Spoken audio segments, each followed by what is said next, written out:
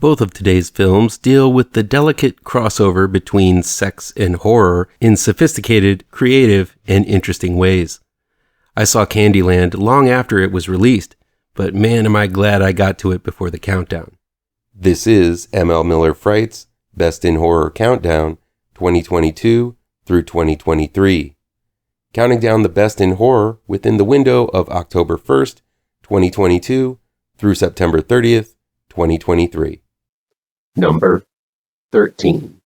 Candyland was released on January 6th, 2023. It's streaming on Tubi. It's directed and written by John Swab.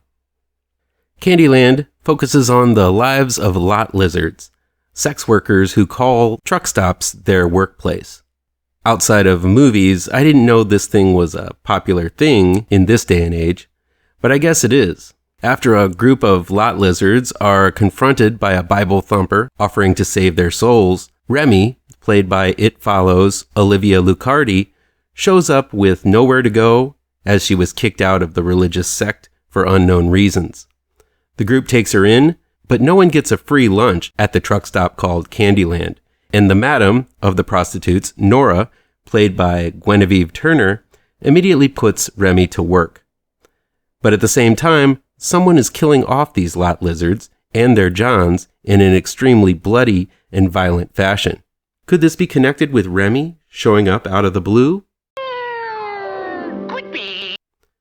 Okay, so they don't even try to keep the identity of the killer a mystery for 1 second in Candyland. It's pretty evident who it is from the get-go. It does make me wonder if there was a point in the filmmaking process where the killer's identity was kept secret and it just didn't work out. So they just scrapped that idea. It would have been nice to have the killer's ID secret and make Candyland a guessing game, leaning towards one person, then surprising you with someone else during the climax where the killer is unmasked. But if they did that, you wouldn't be able to witness the wonderfully nuanced performance by Olivia Luccardi, who is building quite the resume by playing off-kilter characters in Soft and Quiet, The Deuce, Channel Zero, Butcher's Block, Orange is the New Black, and of course, It Follows. Like her co-star in It Follows, Micah Monroe, Luccardi has a unique look and a strong presence in front of the camera that defies Hollywood ideals and shouts that it factor quality. In Candyland, Luccardi is electrifying. 1 second she's innocent and reserved, the next she's lashing out with a holy vengeance. It's a role that highlights how talented an actress she really is, but ever since It Follows, she seemed like an actress worth keeping tabs on. The movie wouldn't be anything without her psychologically twisted performance.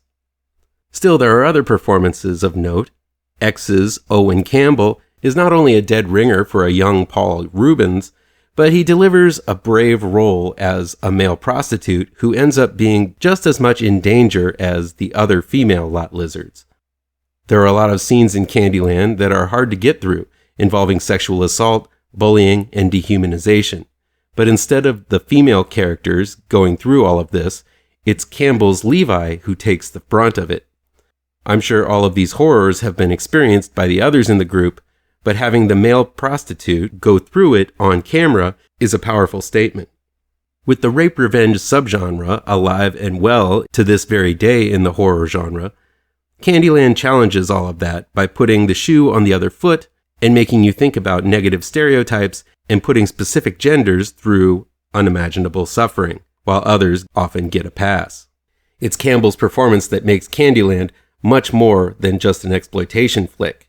William Baldwin crawls out of the woodwork as the local sheriff who plays both guardian and abuser to the group of people who sell their bodies for cash at the truck stop. This isn't really a movie where small roles get a short shift, and even though he's only in the film a few times, Baldwin is given quite a complex character to chew on, and he delivers it surprisingly well. William Baldwin was always the pretty Baldwin, but with age, he's looking a lot more like his brother Daniel.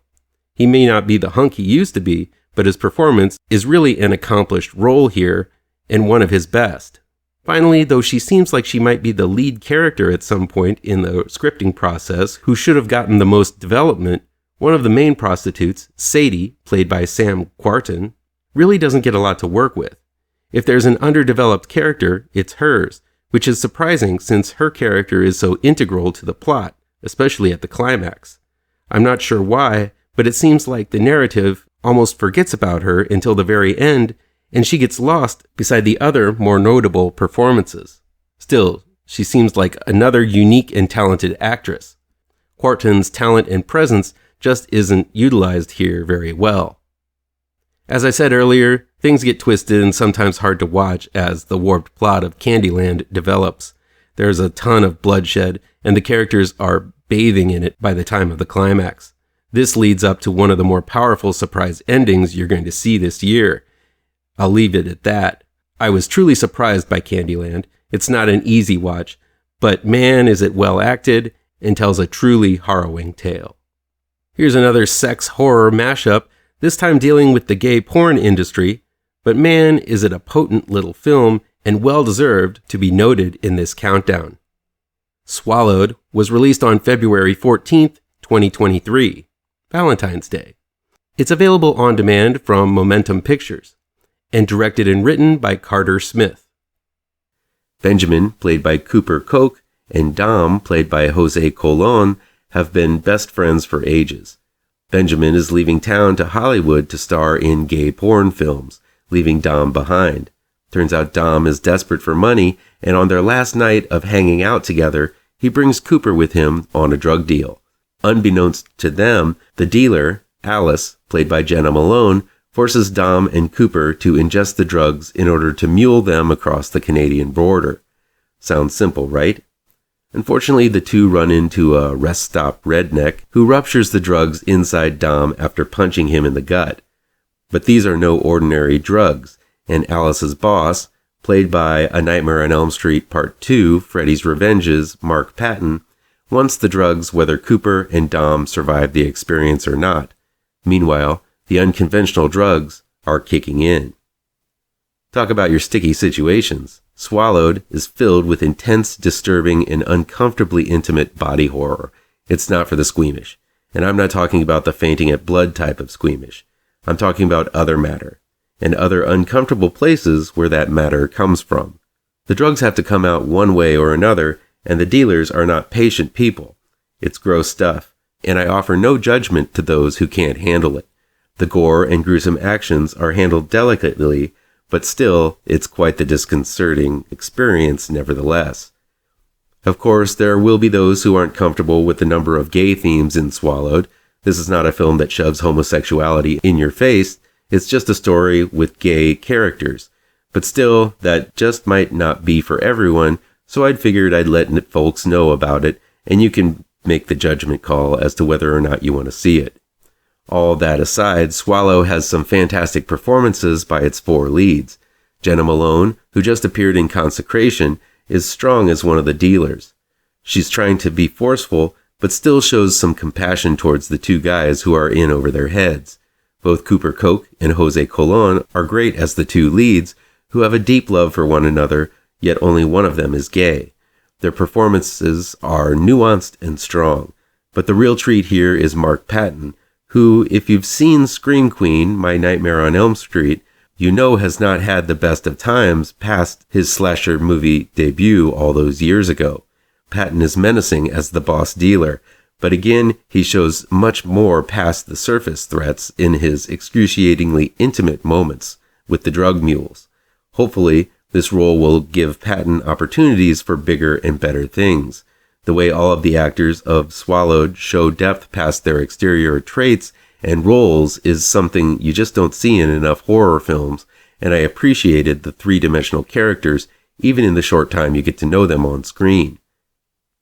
One of the things that bothered me with Swallowed is that I think it is highly inaccurate in regards to the process of digestion. In what seems to be just at the most a few hours, the boys are supposed to produce the ingested drugs for the dealers and seem to be able to do so. Now, I'm no dietitian, and I don't want to be too crude, but I do know that if I eat corn on a Tuesday, I'm reminded I ate said corn maybe a day later, not just a few hours later. And when I do, and especially if I were out for a night of drinking like these boys have, It's going to come out with some other stuff, if you know what I'm saying. I understand the need to rush the process for the sake of the film, but still, I think the expectations to produce the drugs in such a small time, and the fact that they are downright spotless when they come out, is a bit of an over-exaggeration. Just saying. Sorry for getting so gross. Nevertheless, Swallowed is a simple story of two kids out of their element and the bond they have with each other. It's extremely grody for mass portions of the film. The subtle effects of the drugs, the squishy sounds, and the uncomfortable moments that thankfully mostly happen just off screen are going to make your toes curl and your lunch creep up. Still, it's a great looking film with genius levels of characterization from its talented yet small cast. If you choose to work up the courage for the gore, you might just be able to digest Swallowed. As always, feel free to agree, disagree, or how about you play along at home and give me your own picks for your favorite horror movies. It's October, so let's talk horror. Come back tomorrow for the next level in the Best in Horror Countdown. Be sure to hit all of those pertinent bells and whistles down below, and you'll never miss a post. Happy Halloween, folks.